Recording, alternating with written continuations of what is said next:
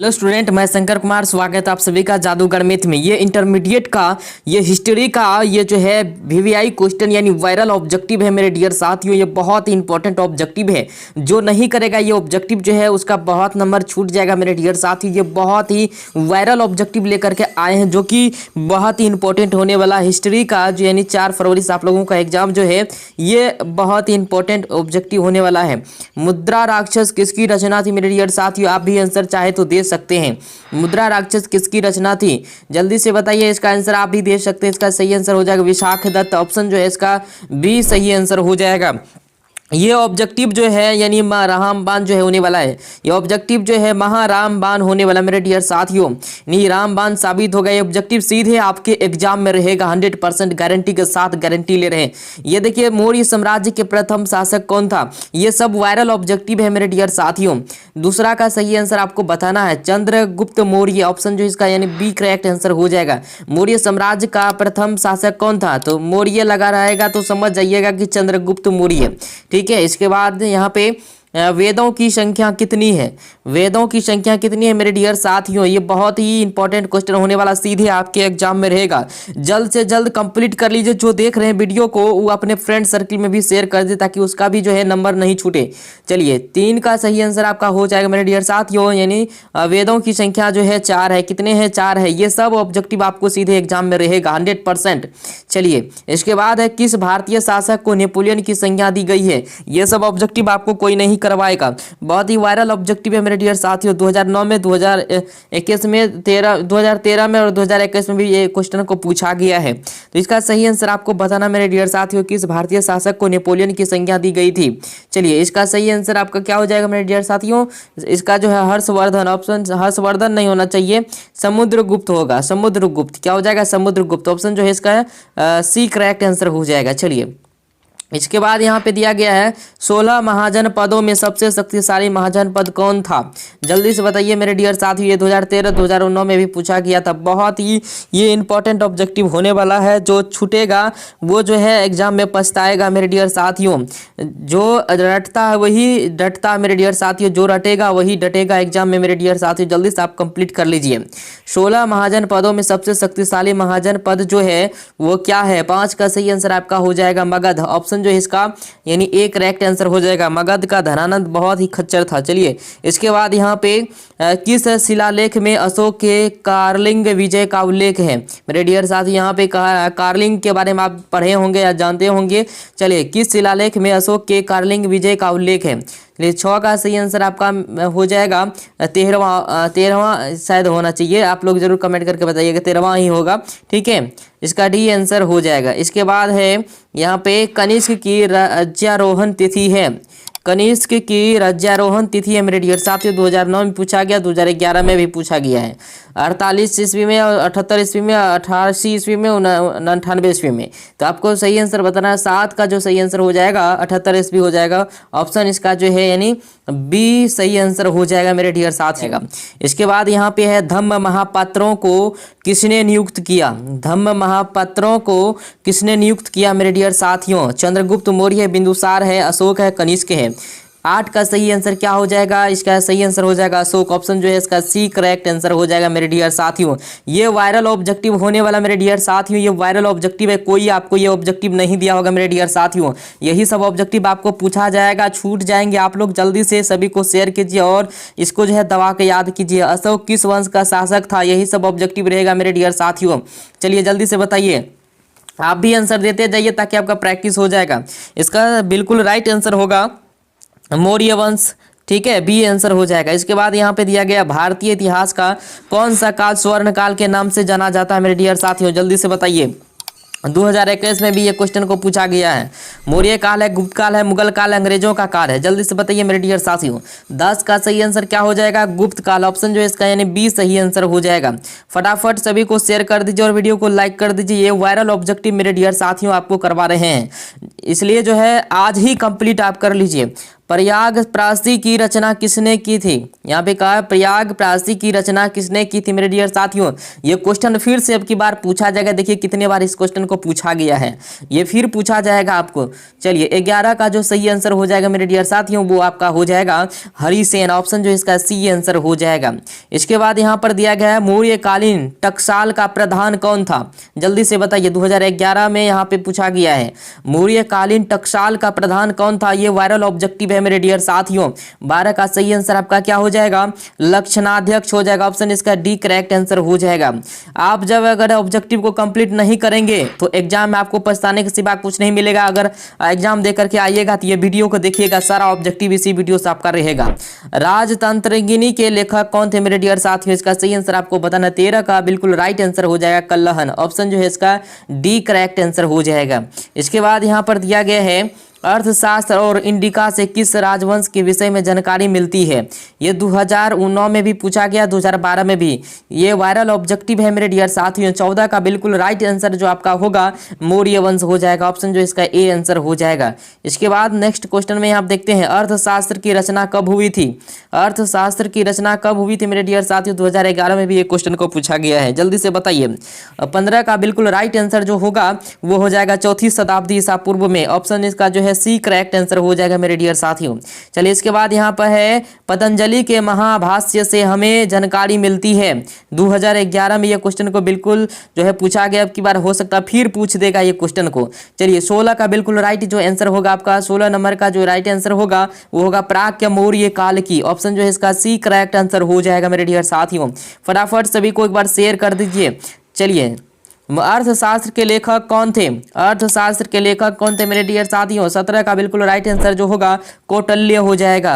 Option इसका C correct answer हो जाएगा। कौटिल्य हो जाएगा। क्या हो जाएगा? कौटिल्य। याद रखना अर्थशास्त्र के लेखक कौन थे? कौटिल्य। इसके बाद यहाँ पे बिंबिसार का संबंध किस वंश से था? बिंबिसार का जो बेटा था अजातशत्रु, अमरपाली से प्रेम करता था बिंबिसार। ठीक है, ये बात सभी को पता है। चलिए बिंबिसार का संबंध किस वंश से है? किस वंश से है? जल्दी से बताइए मेरे डियर साथियों। 18 का बिल्कुल जो राइट आंसर होगा वो हर्यक से हो जाएगा। ऑप्शन जो इसका हर्यक वंश भी रहेगा तो आप आंसर में वही दीजिएगा। इसके बाद नेक्स्ट में देख लेते हैं यहाँ पे वज्जी को सामाजिक ग्रंथों में कहा गया। वज्जी को सामाजिक ग्रंथों में कहा गया। 2015 में ये क्वेश्चन को पूछा गया था मेरे डियर साथियों। तो 19 का बिल्कुल राइट आंसर जो होगा वो आपका हो जाएगा यानी ए बिल्कुल राइट आंसर हो जाएगा गण संघ। ऑप्शन जो है ए आंसर सही हो जाएगा इसका। चलिए जितने भी स्टूडेंट इस वीडियो को देख रहे हैं ज़्यादा से ज़्यादा आप लोग शेयर कीजिए। आप लोग छूट जाएंगे मेरे डियर साथियों। आप लोगों के लिए बहुत मेहनत करके जो रात भर जग जग के जो है ये क्वेश्चन को तैयार करना पड़ता है मेरे डियर साथियों, इसलिए आप लोग लाभ उठाइए। चलिए जनपद शब्द का शाब्दिक अर्थ है। चलिए जल्दी से बताइए। 20 का सही आंसर जो हो जाएगा ए और बी दोनों होगा मेरे डियर साथियों। सी इसका राइट आंसर हो जाएगा। इसके बाद यहाँ पे है पंच चिन्ह वाले किस सिक्के बने होते थे?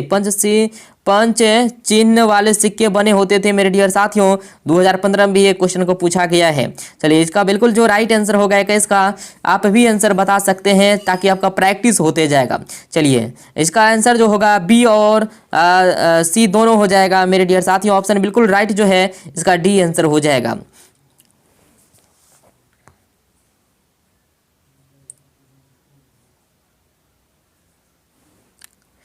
इसके बाद यहाँ पे अशोक द्वारा प्रचारित बौद्ध धर्म कहाँ प्रचलित नहीं हुआ मेरे डियर साथियों? 2015 में भी ये क्वेश्चन को पूछा गया। अशोक द्वारा प्रचारित बौद्ध धर्म कहाँ प्रचलित नहीं हुआ मेरे डियर साथियों? जल्दी से फटाफट बताइए इसका सही आंसर क्या हो जाएगा।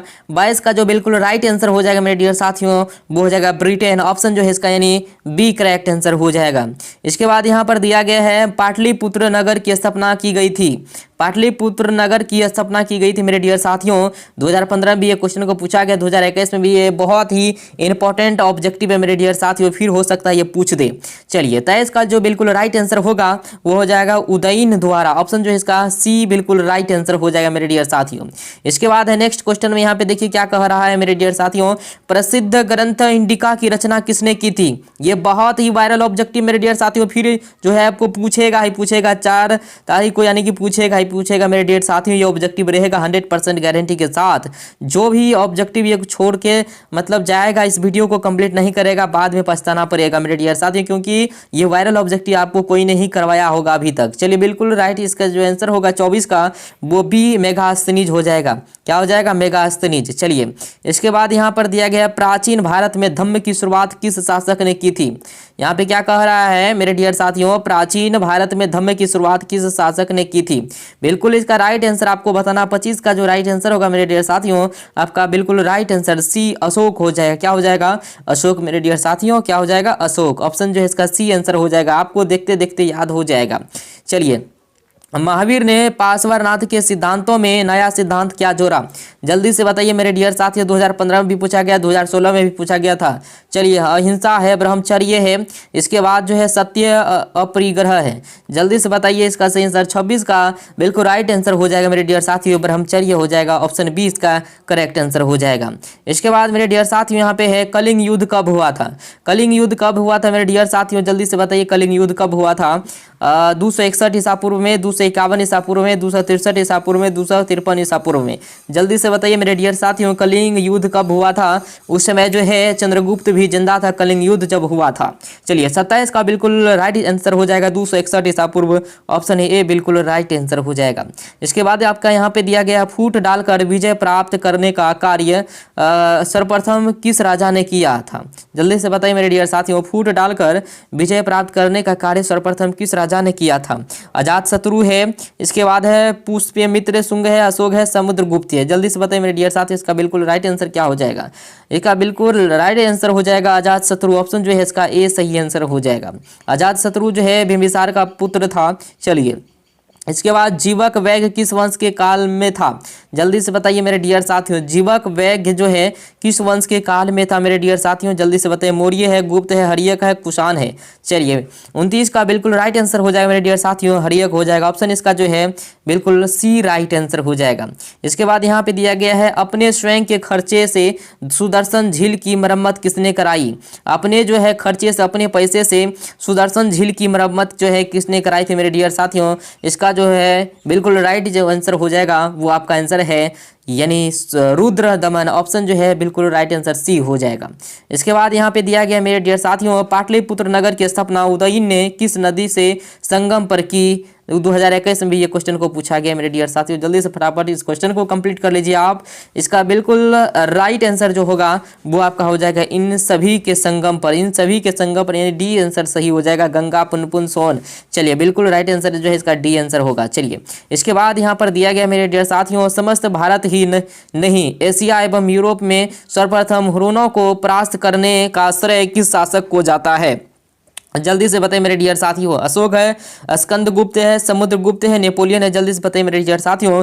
32 का बिल्कुल जो राइट आंसर होगा आपका वो हो जाएगा स्कंदगुप्त। ऑप्शन जो है बी बिल्कुल राइट आंसर हो जाएगा। इसके बाद यहाँ पे दिया गया है यूरोप का समुद्रगुप्त कौन था। यूरोप का समुद्रगुप्त कौन था मेरे डियर साथियों। जल्दी से बताइए, हिटलर है, नेपोलियन है, बिस्मार्क है, मुसोलिनी है। चलिए इसका बिल्कुल राइट आंसर जो होगा 33 का मेरे डियर साथियों क्या हो जाएगा, जल्दी से बताइए। चलिए 33 का बिल्कुल राइट आंसर आपका हो जाएगा नेपोलियन। ऑप्शन जो है इसका यानी बी सही आंसर हो जाएगा। चलिए इसके बाद यहाँ पे दिया गया है किसके अभिलेख में भूमिदान का उल्लेख मिलता है। जो रटेगा वही एग्जाम में डटेगा मेरे डियर साथियों, जो रटेगा वही एग्जाम में डटेगा। बिल्कुल इसका राइट आंसर आपका क्या हो जाएगा, जल्दी से बताइए। इसका सही आंसर क्या हो जाएगा, किसके अभिलेख में भूमिदान का उल्लेख मिलता है। चलिए 34 का जो आंसर होगा मेरे डियर साथियों वो आपका हो जाएगा प्रभावती गुप्त। ऑप्शन जो है बिल्कुल राइट सी आंसर हो जाएगा। इसके बाद जो यहाँ पे दिया गया भूमि अनुदान से संबंधित प्रबंधित प्रथम अभिलेखीय प्रमाण किसका है मेरे डियर साथियों। इसका जो बिल्कुल राइट आंसर होगा मेरे डियर साथियों मौर्य काल है और सातवाहन काल है, शुंग काल है, गुप्त काल है। इसका बिल्कुल राइट आंसर होगा 35 का मेरे डियर साथियों। 35 का बिल्कुल राइट आंसर सातवाहन काल हो, बी आंसर बिल्कुल राइट है। चलिए इसके बाद है मेरे डियर साथियों यहाँ पे 36 नंबर में दिया गया है 510 ईस्वी में सती प्रथा के साक्ष्य वाला प्रथम अभिलेख कहाँ मिला है मेरे डियर साथियों। इसका जो आंसर होगा बिल्कुल राइट आंसर 36 का ए आंसर हो जाएगा, एरन सागर। ऑप्शन जो है इसका बिल्कुल राइट ए हो जाएगा। चलिए इसके बाद यहाँ पे दिया गया है और अशोक ने महेंद्र और संघमित्रा को बौद्ध धर्म के प्रचार के लिए कहाँ भेजे थे? जल्दी से बताइए मेरे डियर साथियों इसका सही आंसर। ये वायरल ऑब्जेक्टिव है मेरे डियर साथियों। ये ऑब्जेक्टिव आपको अभी तक कोई नहीं बताया होगा। ये ऑब्जेक्टिव सीधे आपके एग्जाम में पूछा ही जाएगा मेरे डियर साथियों। श्रीलंका, ब्रिटेन है, बांग्लादेश, पाकिस्तान है। इसके बाद जो है इसका बिल्कुल जो राइट आंसर होगा 37 का, वो श्रीलंका हो जाएगा मेरे डियर साथियों। जल्दी से आप जो है इसको शेयर कीजिए, लाइक कीजिए जल्दी से। इसके बाद यहाँ पे किस विद्वान ने मात्र अभिलेखों के आधार पर अशोक का इतिहास लिखा यहाँ पे इसके बाद जो है अश्लध्य प्रयास किया? जल्दी से बताइए मेरे डियर साथियों इसका आंसर क्या हो जाएगा। 38 का बिल्कुल राइट जो आंसर होगा वो आपका हो जाएगा, यानी देवदत्त रामकृष्ण भंडारकर। ऑप्शन जो है इसका बिल्कुल डी आंसर हो जाएगा। इसके बाद यहाँ पे है मौर्य कला का निम्न में से कौन सर्वाधिक महत्वपूर्ण नमूना है मेरे डियर साथियों? इसका बिल्कुल राइट आंसर आपको बताना है। क्या हो जाए? चत्य है, स्तूप है और गुहास्तकुला है, इसके बाद स्तंभ है। जल्दी से बताइए। 39 का बिल्कुल राइट आंसर होगा आपका मेरे डियर साथियों स्तंभ हो जाएगा। ऑप्शन इसका डी आंसर हो जाएगा। इसके बाद 40 नंबर में यहाँ पे दिया गया है गुप्तों के काल में कौन चीनी यात्री भारत आया मेरे डियर साथियों? 2014 में भी पूछा गया, 2019 में भी। इसका बिल्कुल राइट आंसर हो जाएगा मेरे डियर साथियों, हो जाएगा वांग हेरेन से। ऑप्शन जो है इसका बिल्कुल राइट आंसर जो होगा वो डी हो जाएगा। मेरे डियर साथियों अगर आप पीडीएफ लेना चाहते हैं सभी ऑब्जेक्टिव का पूरा, तो फ्री में भी पीडीएफ आपको जो है प्रोवाइड करवा रहे हैं। टेलीग्राम आप जाके ज्वाइन कीजिए। टेलीग्राम का नाम है जादूगर मैथ, जाके सर्च कीजिए टेलीग्राम में और टेलीग्राम खुल जाएगा और वहाँ पे आपको फ्री में जो है सारा पीडीएफ मिल रहा है। जाइए और ज्वाइन कीजिए। ये ऑब्जेक्टिव बहुत ही इंपॉर्टेंट आपके एग्जाम में सीधे आएगा। मिलते हैं अगले वीडियो में। Thank you.